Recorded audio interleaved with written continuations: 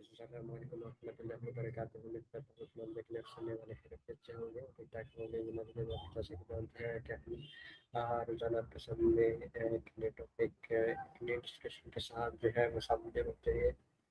तो इस पर हमारी बहस होती है यही से हम इसको डिस्कस करते हैं, उस पर बातचीत करते हैं, उसकी गहराई में जाते हैं।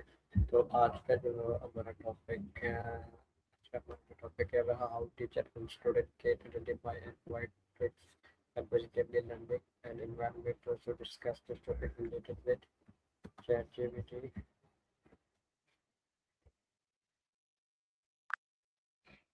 Hello ChatGPT, how are you? Hey there, I'm doing great, thank you. I hope you're doing well too.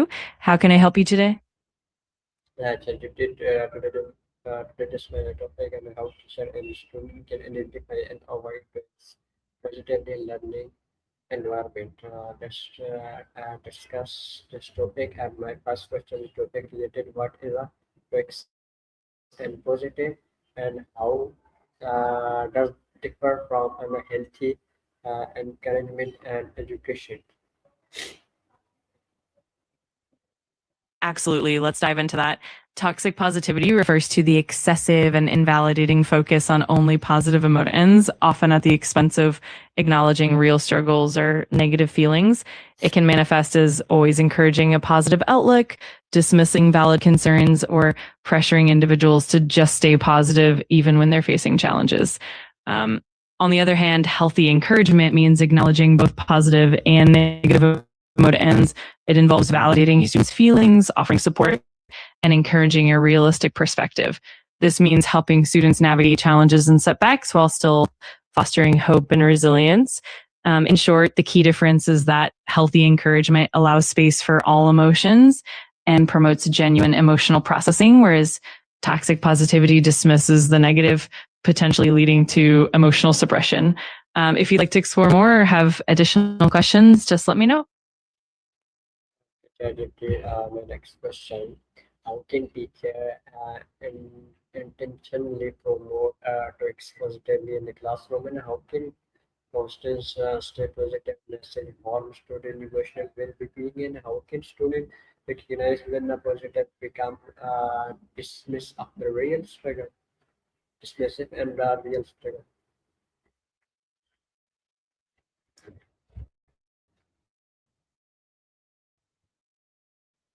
Great question. To start, teachers can unintentionally promote toxic positivity by consistently focusing on positive outcomes and encouraging a just be happy mindset, even when students are dealing with genuine struggles. For example, a teacher might brush off a student's concerns with generic positive statements like just think positive or everything happens for a reason without acknowledging the complexity of their feeling emotional well-being. By making them feel guilty for having negative emotions or struggles, it can create an environment where students feel pressured to hide their true feelings, leading to increased stress, anxiety, and a sense of isolation. Students can recognize when positivity becomes dismissive by paying attention to whether their concerns are being acknowledged or brushed aside. If they feel that their real struggles are being minimized or that they're not allowed to express genuine emotions, it may be a sign of toxic positivity. By being mindful and creating a supportive environment, both teachers and students can foster emotional authenticity and healthier interactions. If you'd like to explore further or have more questions, just let me know. My next question: what impact does TOEICs and positively have on the student motivate themselves? Still, and how can teacher validate and student negative emotion without encouraging negatively, and what's way can TOEICs positively prevent honest communication between teacher and student?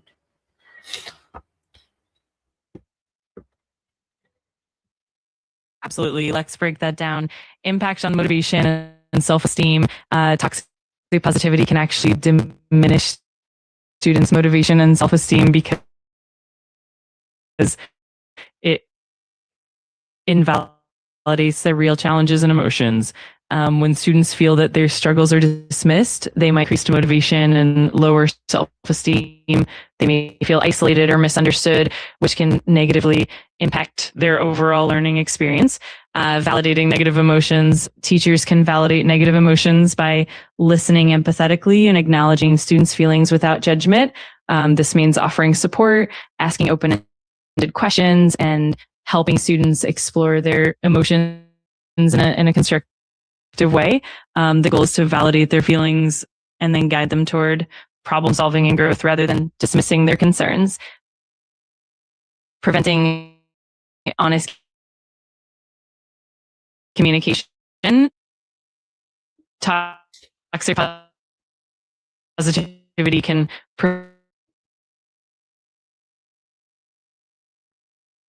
even when they're struggling. To avoid this, this means encouraging open dialogue, practicing active listening, and normalizing the expression of all emotions. By taking these steps, teachers and students can create a more supportive and emotionally healthy learning environment. If you'd like more details or examples, just let me know.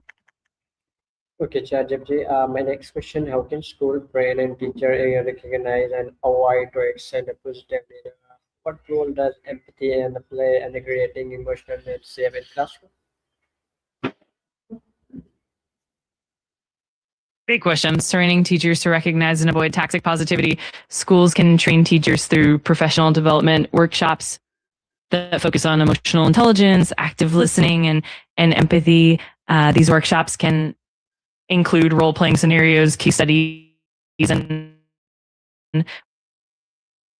reflective practices that help teachers understand how to balance positivity with genuine emotional support. Schools can also provide ongoing mentorship and feedback, encouraging teachers to reflect on their own practices and adapt accordingly. Role of empathy in creating an emotionally safe classroom. Empathy is fundamental in fostering an emotionally safe environment. When teachers practice empathy, they are better able to understand and validate students' experiences and emotions.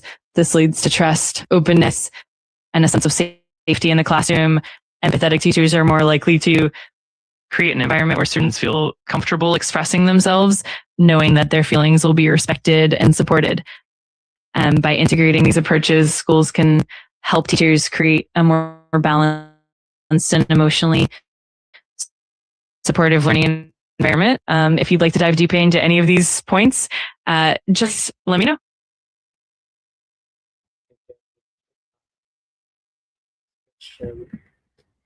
What are the long-term physical effects of ignoring student emotional struggle, and how can peer relationship among students affected by toxic positively, and how can teacher model emotional honesty while in remaining in a professional?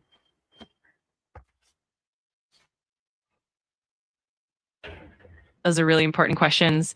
Long-term physical and mental effects of ignoring emotional struggles. When students' emotional struggles are consistently ignored, it can lead to long-term mental health issues such as chronic stress, anxiety, and depression. Over time, this emotional distress can also manifest physically, leading to issues like headaches, fatigue, sleep disturbances, and a weakened immune system. In the long run, this can impact academic performance, overall well-being, and even social development. Impact on peer relationships. Toxic positivity can also affect peer relationships by creating an environment where students feel pressured to appear happy and well-adjusted rather than being authentic. This can lead to a lack of genuine connection among students, increased feelings of isolation, and even a culture of superficial interactions. Modeling emotional honesty while maintaining professionalism. Teachers can model emotional honesty by openly acknowledging their own emotions in professional and respectful manner. For instance, they can share how they handle stress or setbacks, demonstrating resilience and healthy coping strategies. They can also encourage open conversations about emotions, validate students' feelings, and create a classroom culture where honesty and empathy are valued. By doing so, teachers help students feel safe to express themselves authentically while maintaining a professional and supportive atmosphere. If you'd like to explore any of these aspects further, just let me know.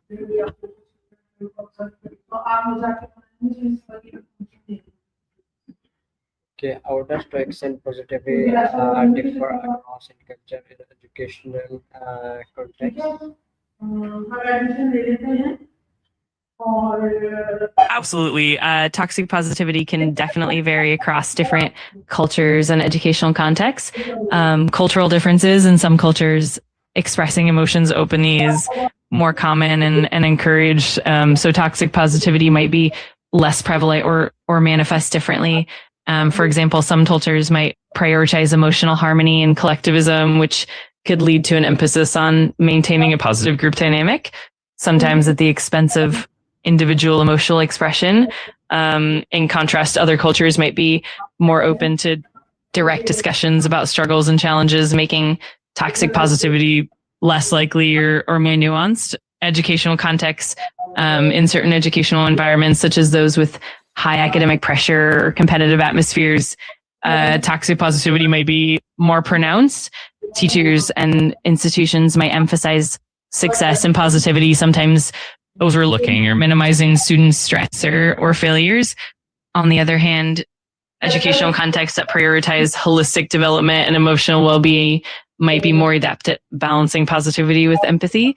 In summary, while the core concept of toxic positivity is consistent, its expression and impact can definitely vary depending on cultural norms and the specific educational environment. If you'd like to explore any of these aspects further, just let me know. Okay.